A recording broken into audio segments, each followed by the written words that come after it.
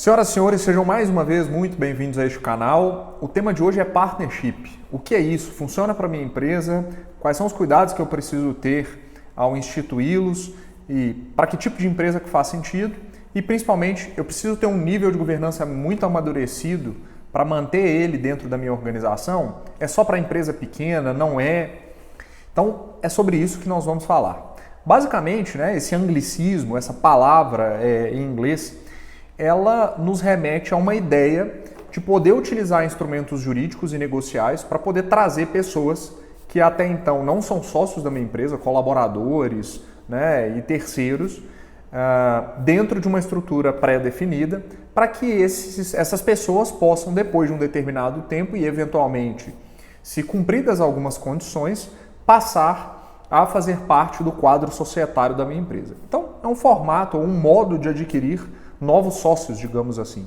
Tradicionalmente, o mercado brasileiro está muito acostumado com aquela ideia de um sócio de capital, que é aquele cara botando grana, fazendo um investimento, ou aquele sócio que funda um negócio, mas esse modelo tem se popularizado, principalmente porque é uma forma direta de reter talentos. Então, aquelas empresas que têm uma necessidade muito grande de um capital humano contínuo, como por exemplo é o caso dos escritórios de advocacia, as empresas de tecnologia que precisam muito de desenvolvedores, que por um determinado tempo, mas acredito que isso ainda perdurará,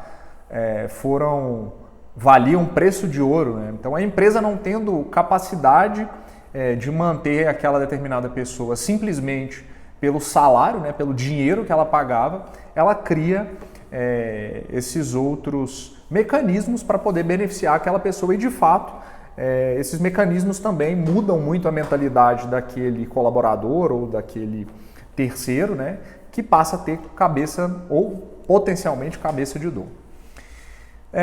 Então, basicamente, nós precisamos entender algumas coisas, e talvez a primeira dessas coisas a empresa, para poder estabelecer um modelo de partnership, ela precisa obrigatoriamente ter uma estrutura de governança mínima. E o que eu quero dizer com isso?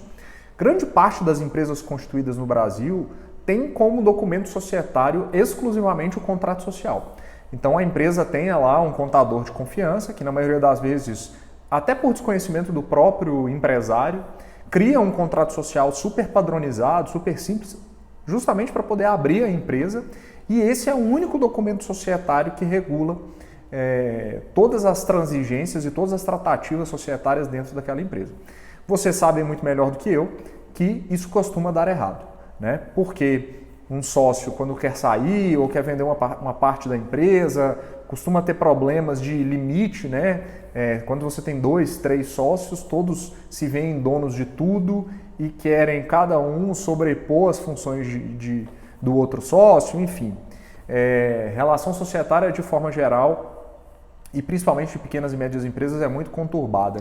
Eu costumo dizer que eu, quando estava na faculdade de Direito, dizia que não queria trabalhar com direito de família porque era muito problemático. As pessoas brigavam demais, tinha muita questão emocional envolvida, daí fui para o societário, que é um divórcio em que você basicamente não consegue se separar quando quiser. Então, eu acabei fazendo a escolha por uma razão e essa razão, ao longo do tempo, acabou me convencendo do contrário. Daí então, eu quero dizer o seguinte: para você implementar um modelo de partnership, é muito importante que você tenha, primeiro, antes do contrato específico, se você vai utilizar uma opção de compra de participação ou um contrato de vesting, como queira, você precisa ter uma estrutura antes disso, que é denominado acordo de sócios. O que é esse acordo de sócios ou acordo de cotistas? Ele é um documento bem mais complexo que cria uma estrutura para que a sua empresa possa ter portas de entrada e saída para esses eventuais sócios. Sem isso, você vai começar a colocar gente para dentro da sociedade, ou dentro da sua empresa, vai ter outros sócios e esses sócios não sabem como podem sair. Se decidirem sair, não sabe como será quantificado a participação dele, não tem o valor da sua empresa, como que isso vai ser precificado, de que forma que isso vai ser pago. E isso pode ser o caminho para um insucesso completo do seu negócio. Portanto, antes de mais nada, antes de pensar no modelo estruturado de partnership, eu sugiro fortemente que você tenha um acordo de sócios. E é até melhor que o acordo de sócios seja feito pelos fundadores ou pelo fundador daquela empresa, né?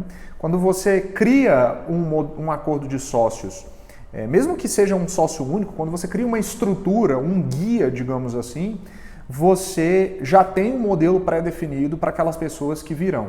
Então esse contrato ele é fundamental. Para vocês terem uma ideia, o acordo de sócios ele pode deliberar sobre a forma de precificação daquela empresa, então modelos que estão mais no linguajar e estão mais corriqueiramente aplicados a vocês, né? Como, eu vou usar balanço patrimonial, eu vou utilizar o fluxo de caixa descontado, que é uma outra forma de precificar a empresa, enfim. Então você pode determinar isso no seu acordo de sócios. Eu vou comprar 10% da participação do meu sócio, porque ele quer sair da empresa. Como que a empresa vai fazer para poder pagar isso, né? Vai esvaziar o caixa de uma vez e pagar? Eu fico sem dinheiro para pagar funcionário. Então o acordo de sócio também pode fazer essas previsões. Mais do que isso, existem outras regras, como por exemplo, o que popularmente se denomina como cláusula de lock-up.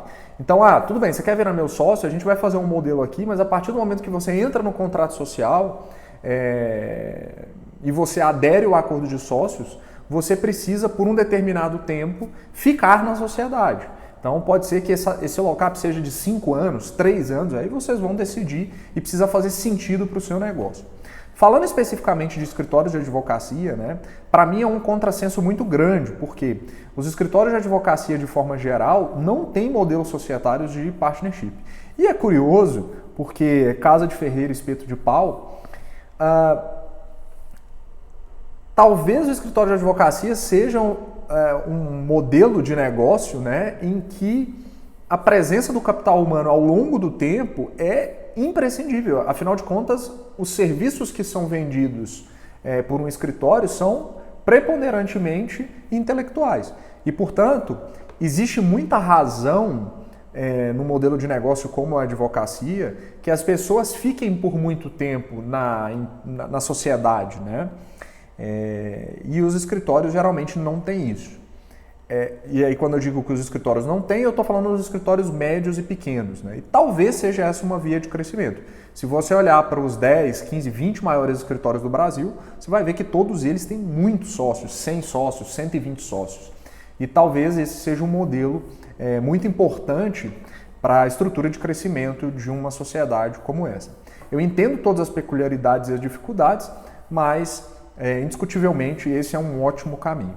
E, portanto, fica essa dica que antes de entrar efetivamente nos contratos preliminares ou encontrar aquele sócio que você pretende trazer para dentro do seu negócio, ou aquele colaborador que é fundamental para a sua sociedade, você precisa ter esse modelo do acordo de sócios estruturado, né?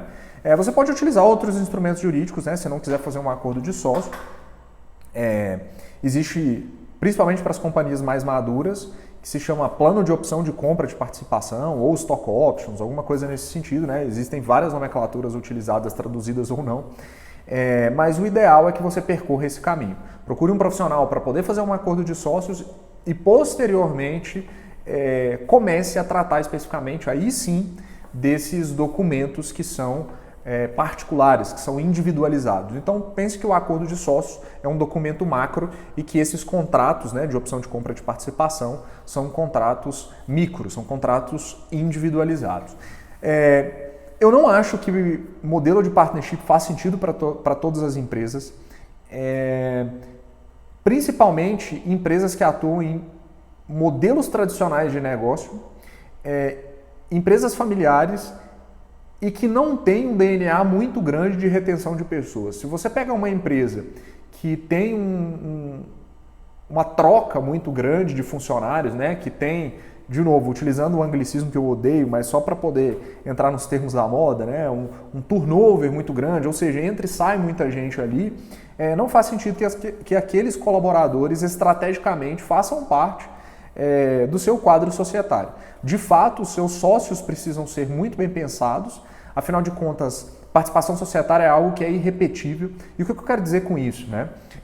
Eu costumo dizer sempre, em todas as operações que a gente faz no escritório, todas as coisas de um negócio, ou pelo menos grande parte delas, são repetíveis. E o que eu quero dizer? Se eu preciso de dinheiro, eu vou no banco, pego e depois pago.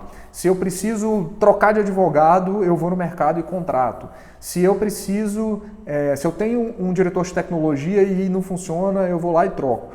Quase tudo é substituível dentro de uma empresa, né? A única coisa que não é substituível é participação societária. De modo que eu posso até criar mais, entre aspas, quando eu faço um aumento de capital, mas aqueles fundadores ou aquelas pessoas que no início detinham X passam a ter menos, né? São os efeitos inevitáveis da diluição. E, portanto, você precisa pensar 200 vezes e estruturar muito bem esse caminho de trazer pessoas que estão fora do quadro societário para que eles possam compor a sua estrutura societária. Então, feito isso, você parte então para esse contrato individualizado que pode ser denominado como opção de compra de participação societária. Então, você concede àquela pessoa a opção, ao final de um determinado período e cumpridas determinadas condições, de comprar uma participação societária da sua empresa. Isso pode ter um valor menor ou pode ter um valor maior. Isso porque no Brasil não é permitido integralização de capital social com trabalho. Isso quer dizer o seguinte: eu não posso trocar friamente participação societária pelo meu trabalho, eu não posso fazer essa permuta, digamos assim. É lógico que a legislação nos impõe isso, mas existem caminhos de você fazer isso de forma regular, né? E é justamente para isso que serve esse instrumento jurídico. Se vocês quiserem saber mais sobre partnership, sobre esses instrumentos jurídicos, tanto acordo de sócios quanto opção de compra de participação, vocês podem deixar aí nos comentários. Se quiserem e tiverem sugestões de outros vídeos, estamos aqui para poder respondê-los sempre. Um grande abraço